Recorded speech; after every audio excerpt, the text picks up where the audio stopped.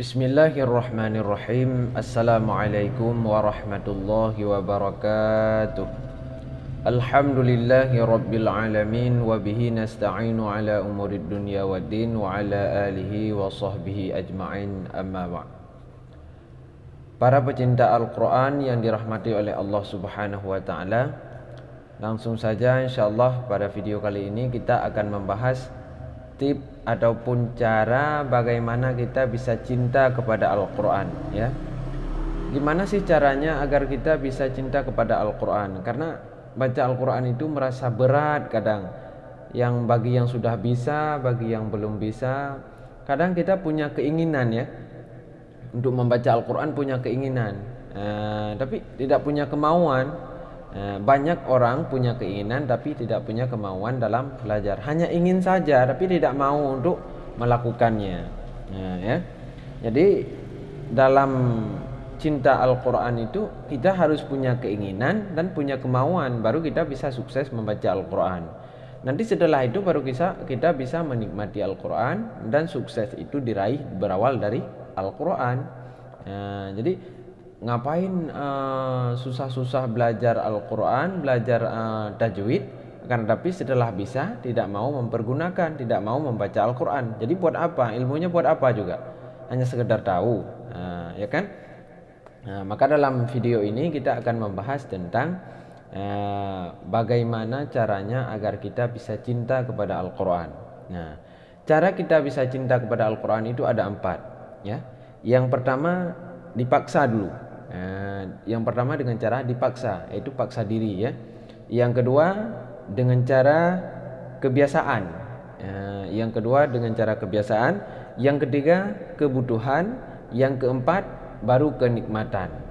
Maka sekarang akan kita tafsir satu-satu, ya. Dipaksa.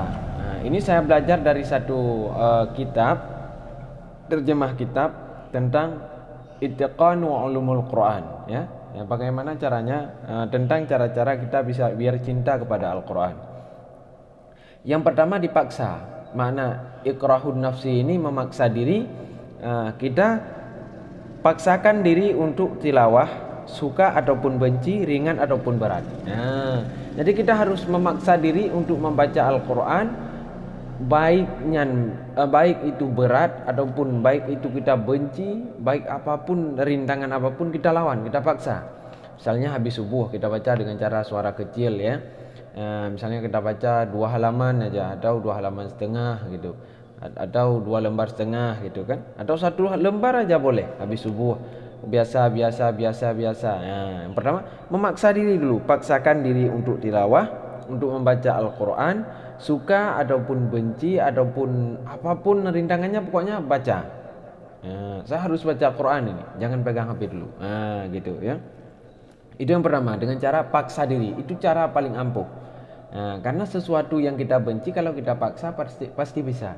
Mencintai seseorang itu juga dengan harus memaksa dulu biasanya. Kalau misalnya kita dapat seseorang, dijodohkan, kita tidak cinta, tapi dengan cara memaksa diri, tapi lama-lama menjadi cinta juga. Yang kedua dengan kebiasaan. Kebiasaan. Beberapa bentuk paksaan akan berubah menjadi kebiasaan. Dengan sebab kita memaksa diri pertama tadi, yang terpaksa tersebut akan berubah menjadi kebiasaan. Di saat kita sudah biasa, kita akan merasa aneh jika tidak membaca Al-Quran. Jadi kalau kita sudah biasa tiap subuh baca Al-Quran, jadi diri kita sudah merasa aneh kalau sehari saja kita tidak membaca Al-Quran. Habis itu baru kita lanjutkan. Misalnya kita lanjutkan, yang keempat baru naik ke tingkat kebutuhan, ya. Kebutuhan. Di saat kita sudah mencapai ke tingkat kebutuhan, kebiasaan yang terus dilakukan akan berubah menjadi kebutuhan, ya. Sesuatu yang biasa kita lakukan itu akan berubah menjadi kebutuhan. Kita makan itu karena biasa menjadi kebutuhan.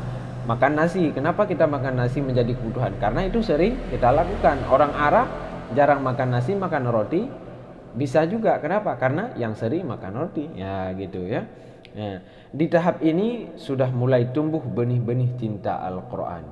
Kita di tahap yang sudah kebutuhan, sudah mulai membutuhkan kepada Al-Quran. Pada ini kita sudah tumbuh benih-benih cinta kepada Al-Quran. Mulailah membaca terjemah dan tafsirnya. Di saat kita sudah merasa butuh, kita baca tafsirnya. Kita beli Al-Quran yang ada Quran ini ya. Saya lengkap Al-Quran, bermacam Al-Quran ada di sini.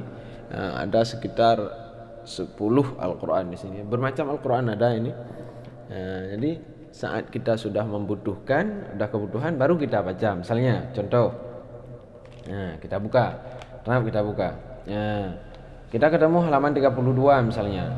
Wadhkurullaha fi ayyamin ma'dudat. Kita baca artinya dulu, jangan memahami, tapi kita baca artinya dulu. Wadhkurullah, dan ingatlah Allah fi ayyamin ma'dudat, pada hari-hari yang terbilang. Kita baca artinya dulu, kita pahami ya. Misalnya contoh yang lain yang paling mudah diingat. Ya ayyuhalladzina amanu udkhulu fis silmi kaffah wa la tattabi'u khutuwatis syaitan innahu lakum aduwwum mubin. Artinya misalnya, kita lihat artinya, wahai orang-orang yang beriman, masuklah kamu dalam Islam dengan keseluruhan, maknanya dengan secara sempurna, kafah ya. Wala tattabi'u khutuwatis syaitan, dan janganlah kalian mengikuti langkah-langkah syaitan. Itu malas membaca Al-Quran juga langkah syaitan. Di saat kita sudah berkebutuhan, maka kita akan merasa tenang dengan apa yang kita butuhkan ya. Ini tahap ketiga ya. Tahap keempat baru mencapai kepada kenikmatan. Pada tahap ini Al-Quran sudah menjadi candu, seperti kita merokok. Seperti saya merokok sih. Seperti kita merokok, maka kita akan menjadi candu dengan Al-Quran. Saat menjadi candu, jadi kita ingin baca terus. Candu dengan Al-Quran. Membaca dan mempelajarinya adalah kenikmatan, sedangkan berpisah akan membuat diri resah. Jadi saat kita membaca Al-Quran itu merasa nikmat. Saat kita berpisah dengan Al-Quran, sehari aja tidak baca Al-Quran itu merasa gelisah ya. Bahkan ada seorang santri saya lihat, termasuk pernah belajar dengan saya itu, dia itu tidak pernah meninggalkan Al-Quran, bahkan di dalam kereta api. Bayangkan, dalam bus, dalam kereta api, saya kira hanya di depan saya saja. Ternyata waktu saya ke Jakarta itu bareng santri tersebut, dia selalu baca Al-Quran terus dalam kereta api. Waktu berangkat saya pakai kereta api, kami pakai kereta api ke Jakarta. Dalam kereta dia baca Al-Quran. Ternyata Al-Quran itu tidak pernah dilepas. Selain dia masuk ke WC, dia kasih ke saya. Pulang dari situ, baca Al-Quran lagi. Setiap dia duduk tanpa kegiatan, maka dia baca Quran. Main HP cuma sebentar, itu sudah ke tahap kenikmatan ya. Merasa resah. Yang perlu kita lakukan adalah istiqamah dan terus menjadikan Al-Quran sebagai teman. Itu intinya. Istiqamah. Istiqamah adalah kunci utama dalam belajar Al-Quran. Walaupun satu halaman, ya namun harus istiqamah. Ngapain baca sehari 2 juz tapi cuma sehari? Kan gak ada artinya. Lebih baik kita baca satu halaman tapi tiap hari. Gitu ya. Itu cara kita bisa mendapatkan kenikmatan membaca Al-Quran ya. Taib ini sangat berguna saya rasa bagi yang ingin belajar Al-Quran, mencari kenikmatan hidup dengan Al-Quran. Al-Quran itu luar biasa loh. Bisa membuat kita tenang di saat susah. Kalau tidak percaya, coba dulu belajar Al-Quran dari nol. Nanti bisa subscribe channel Tuku Ali Al-Pantuni dari nol. Setelah itu belajar sampai bisa baca Al-Quran, lalu jalani hidup dengan Al-Quran. Coba, kalau tidak sukses, nanti kabari saya. Pasti sukses. Banyak orang yang menjalankan seperti itu. Salman Amrillah, qari internasional, kemarin setahun yang lalu beliau kecelakaan. mobilnya parah banget, parah benar. Nah, tapi Salman itu, Kiai Salman tidak apa-apa, tidak luka apapun.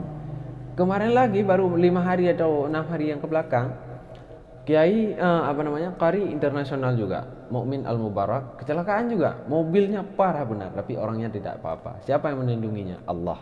Dengan sebab Al-Quran. Orang yang menjaga Al-Quran, maka orang itu akan Allah jaga. Kita lihat Syekh Ali Jabir itu ditusuk, ya. Nah, tapi dengan berkah Al-Quran, ya, maka dia selamat. Ya, mungkin tujuan orang menusuk itu sampai mati. Ya, tapi karena Al-Quran, maka sarannya Al-Quran adalah segalanya. Jadikan Al-Quran itu sebagai pedoman dan sumber kehidupan, insyaallah pasti sukses. Banyak orang sukses bukan dengan Al-Quran, tapi mereka tidak mendapatkan kenikmatan dunia dan tidak pernah akan mendapatkan kenikmatan akhirat juga. Ya, orang kaya itu tidak semuanya senang loh. Saya pernah duduk dengan satu orang kaya itu, pengusaha ayam termasuk yang besar di Indonesia.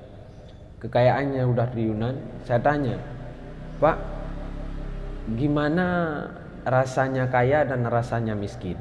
Karena beliau itu dulu orang miskin juga, orang fakir. Ya, saya tanya, Pak, gimana rasanya hidup kaya dan hidup miskin? Kata Bapak itu sebenarnya sih sama, katanya. Susahnya sama, senangnya juga sama. Samanya di mana? Orang kaya itu masih ada kebutuhan, masih membutuhkan. Orang miskin juga masih membutuhkan. Bahkan saya lebih tenang di saat miskin, katanya. Nah, kalau di saat kaya kita banyak yang mau kita pikirkan. Kita mau tidur, karyawan kita 1000 itu kalau lagi pandemi gimana kita biayainya, ya, kan? Terus kita banyak hal yang harus kita pikirkan, proyek ini, proyek itu, proyek ini. Tapi kalau miskin, kita butuh ini, kalau ada alhamdulillah, kalaupun tidak ada kita tidur udah selesai.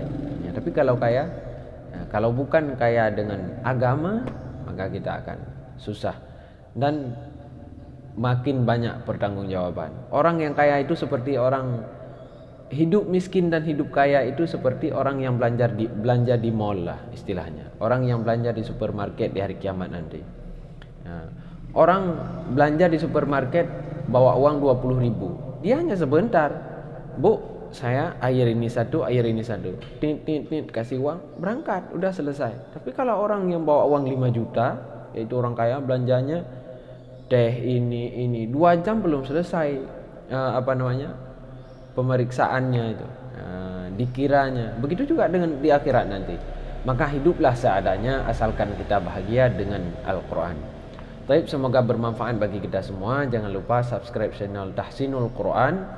Untuk hari ini kita yaitu belajar mencintai Al-Quran dulu. Ya, baru kita lanjut besok untuk video Tahsinul Quran lagi.